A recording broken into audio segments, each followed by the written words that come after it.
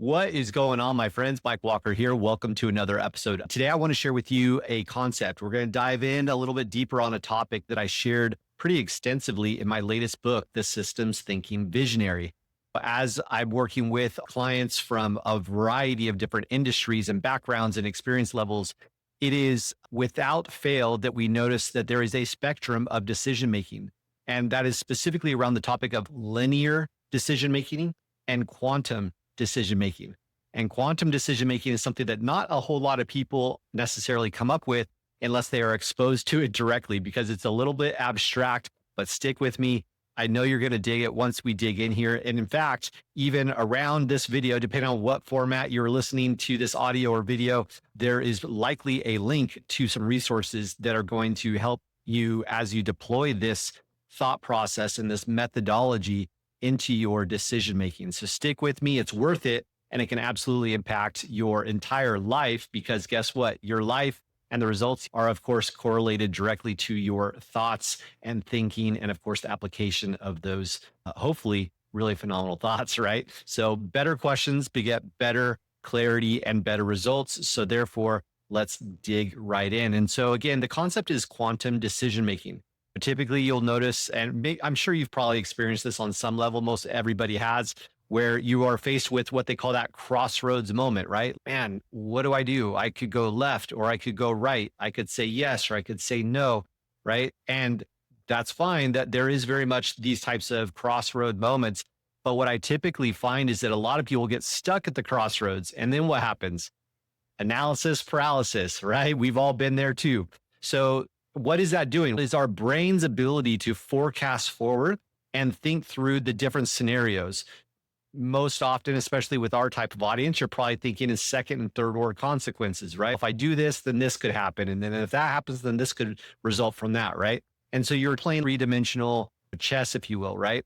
And that's good. And you certainly want to think of those second and third order consequences. That's just the ability of an experienced entrepreneur, founder, CEO, anybody that's in charge of leading really needs to think through those multiple orders of magnitude that can happen from the ripple effect or that butterfly effect of decision making that we all are, of course, assigned to do as a leader. And one of the things that I find is that people spend so much time in that analysis phase that they get stuck, and they honestly would have been better off just making the wrong decision faster, turning around and going the other way.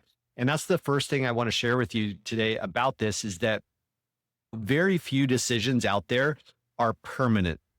Now, obviously, the more permanent or irreversible they are, then naturally you want to spend more time on those. So just as a categorization method or a filtering method for your decision-making processes, one of the first things I want you to think about is not just the decision itself and the variables that are presented to you, but what is the permanence of this decision? Meaning, if I make this decision, is it like lights out on all other things and it's going to have a pretty direct result or direct impact on everything else and all my other variables or all my other options? Or is it more, hey, look, let's try this out. But if it doesn't work, we still do have the ability to pivot, or we could actually go back to scenario B, C, or D, right? So just immediately take the pressure off your brain just a little bit by simply asking, hey, how permanent is this? Yeah, we don't like to make the quote unquote wrong decision, but ultimately, if we can flip that in our mind, is to not necessarily be failing, but more about experimentation, right? Let's experiment with this concept. Let's try it. And if it doesn't work, then we've got the other way. We can turn around. See, I'd much rather make a decision, get down the road 30 days, collect a lot of data along the way, whether it be good, bad, or indifferent or otherwise, and then go, okay, this isn't actually the right path. I think we should try the other way. Great, make the move. See, I'd rather do that than still be sitting at the crossroads, the proverbial crossroads 30 days later, spinning, wondering, man, is this what I should be doing? Or I could be that, right? And what happens when we do that? We're just kind of like tiptoeing our feet into the waters and just trying to test it out, but not commit too much, right? And you're just laying on the fence instead of committing and going. And so the first thing is, of course, lesson number one, make the decision, but make it through the lenses of how permanent is this? And can I actually just pivot if needed? Really takes the pressure off. The second thing though, and the bigger, the more compounding opportunity here is the fact that in most cases, there's actually more than just left or right. There's usually a variety of options. And that's where I want to introduce this concept of quantum decision making, because if you actually play out these scenarios, multiple scenarios all at the same time, two things will happen. Number one, either you're going to become extremely clear on the one action you do want to take or the one decision that you do want to grasp onto, or you're going to realize, wow, there are multiple good outcomes that could come from this. And now you're presented with a variety of options. Now, someone says, okay, that's cool, but that's kind of my problem, Mike, is I have so many different options. I don't know which one to do. When you present them to your brain in a very systemized way, it's going to eliminate that back and forth, that spiraling that we typically will have with ourselves. And one of the best things you can do is get that decision-making process out of your mind and put it down on paper. And I know old school, right? Down on paper. But I'm telling you, if you actually use the tool that I'm going to be sharing with you today, this template of thinking, it's amazing what happens when you pull it from the ether of thought and you distill it down into its physical form on paper. You immediately realize, wow, these things or these variables are actually much more in my control. But when you're just letting those data points and those ideas bounce around in your head, it's really hard to formulate what's going on, right? It's just like a lot of noise. It's a lot of static, and it's hard to find the signal amongst that noise. And so that's what I want to share with you today is this very simple, straightforward process of, ironically, in a somewhat linear way, going through a quantum decision-making process. And that's what I wanted to do, is make the complex feel more simple, make it feel more applicable and actionable. And that's exactly what this template is, the quantum decision-making framework. So now, obviously, if you're just listening to this, then this is going to be a little bit harder to follow along. So I'm not going to go through the entire thing. You're going to have to reach out to us or use the links below or anywhere where you can to grab yourself this tool that I'm sharing today. But I'll just walk you through the ideas, the concepts. And even if you just want to walk with me here mentally, you'll kind of get a feel for where we're going. So part one is all about the current state assessment. We can't get somewhere new if we don't know where we are now, right? It's like looking at a map. The map does you no good if you don't actually know specifically where you are right now. We have to triangulate on that. And so we walk through in part one, just some very simple questions that will prompt your mind towards getting really clear and specific. Where am I today? Where am I at right now? And rating that. And then what you want to do is you want to address specifically what key decisions are you currently stuck on or analyzing. We need to get really clear. We got to name the dragon. We got to kind of give it a name so we understand, okay, what am I actually dealing with here? I could do this, I could do that. I've got this idea. I've got this opportunity. There's too much static there. Let's get really clear. Remember what I said at the top of the call here. Higher quality questions are going to generate higher quality answers. So we need to be very specific with what is it that we are prompting our brain. I'm sure everybody here listening to me now is actively using AI and ChatGPT and the other tools out there on a pretty regular basis by now, right? Bad data in, bad prompting in gets what? Bad data back. It's bad information. So we need to feed our brain with clean thinking. And one of the best ways to get clean thinking is by writing. I know, guys, it's so simple, right? Oh, okay, am I like writing? Big revelation here, but I promise you, it's pretty amazing how few people will actually do this. I spend 30 to 45 minutes a day minimum every single day, 6 days a week, at least, sometimes even 7 days a week, just writing out my thoughts. And this is why the process of journaling is really popular. I've always kind of struggled with that concept of journaling because I sit there and go, I don't really know what to write. But when you just pull out your thoughts, what are you thinking about? What's the quality of that thought? Why are you thinking it, right? You start to draw in and you realize that your thinking muscle very much is a muscle. If you work it out, it gets stronger, it gets better. And that's why I think a lot of people don't like to do this, because they're stuck in the dopamine feasting mode of just scrolling their social media and getting that instant hit of gratification that comes from just looking at imagery without having to think to earn that dopamine. And here I'm presenting you with a much more strenuous activity of actually putting away your social media and pulling out a piece of paper and pulling out your thoughts in your mind and distilling them down on a piece of paper so that you can physically look at it, physically hold that piece of paper And now no longer is that bouncing thought ping ponging between your ears. It is now represented in black and white form on paper that you can now address in a much more clear, clean thinking method. All right. So there was a little bit of a long diatribe there, but I want to share with you, like, we've got to get clean thinking to get good results. Plain and simple. All right.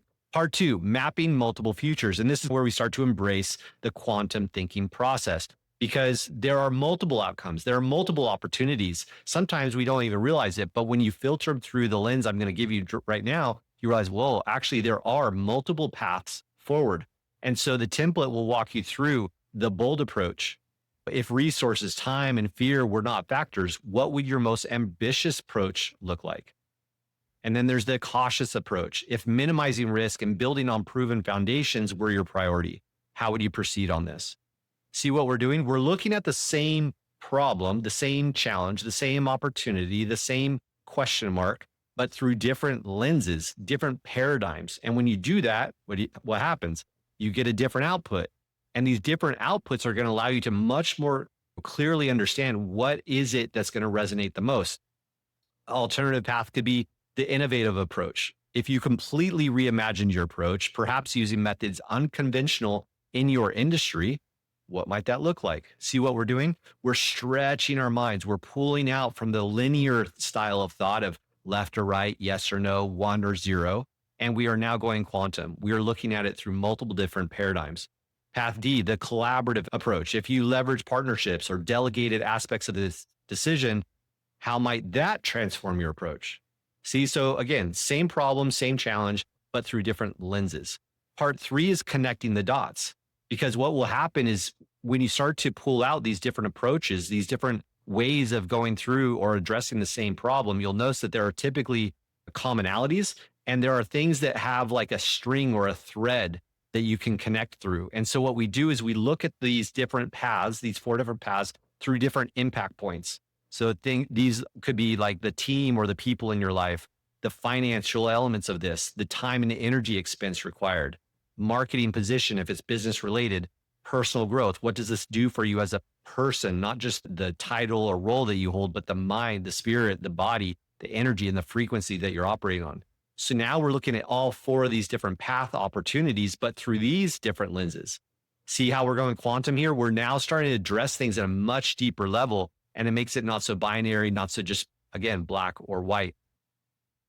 Part four then becomes pattern recognition, because as soon as you start to do that, you realize, wow, of these four different pathways, here are some commonalities. And that's where your brain is really going to start to lock in on the fact that, wow, there is actually multiple data points here suggesting that this is the better path, or these two options look stronger than the other two options. And it gives you more confidence. It gives you more confidence to make this decision in the first place. And then last, part five is leveraging questions. And again, so I provide you with these different prompts to, once you think you know what you want to do, I then prompt you through these high leverage questions. Example of one would be, what if all of these options were actually available to you simultaneously? How might that change your thinking? Again, what decision would make all other decisions easier moving forward? See where we're going? So now we're just trying to test the theory. We have an idea, we have a hypothesis, but now we want to test it. We want to put it up against some weight, some friction, some gravity, and see how it responds. And then part six here, we have commitment and integration. What are you actually going to do with this? You're like, yep, this is the path I want to take. This is the one that makes most sense right now. It's not irreversible, but it does feel like this is the best option forward. Great. Then I walk you through the process of stepping through these things and actually applying them into your world. Now, all of this comes down, and I'll finish with this, guys, is decision velocity. Decision velocity. There's so many good books and YouTube videos and speeches that you can talk and listen to about leadership and decision making, and that's great. But what I find is often the struggle point that people have is not so much the decisions they make as much as it is the process of those decisions. What was the process of thinking that they got to that end result? Because if you change the process, you'll change the outcome. And that outcome usually, like I said earlier, is not irreversible, but most people are stuck in that looping pattern. They're stuck in a cul-de-sac going round and round, thinking that they're actually on a freeway because they're moving quickly, but they're not. They're going in circles. And so that's my prompt for you today is to increase your decision velocity as a leader, as somebody that wants to make an impact in the world. When you make decisions quicker and with a deeper level of understanding, a quantum level of understanding, you exponentially increase the potency of your decisions and the impact that you can make because you are looking through it in multiple lenses, in multiple different fractal patterns to understand that this isn't binary. Every single thing that we do, say, and think has a ripple effect energetically, frequency across all aspects of our life and everybody that we touch. And so, if we think through these decisions in that context, instantly we can move forward quicker and with more confidence and with more clarity. Clarity, my friends, is the key word that comes up in almost 90% of the conversations we have with clients when they onboard with us is, I just want clarity. Why? What's clarity? Confidence. Got it. What is confidence? It's a sense of being anchored to the decisions and the thoughts that you have. How do you do that? You need better thinking. How do you get better thinking? The quantum decision making matrix. I hope this helps, guys. Dig around, reach out to us if you don't see it. But this template, it's free. We put out here for you guys because I know it will absolutely change your life. Why can I say that so confidently? Because it's going to change your thinking. If you change your thinking, you change your life.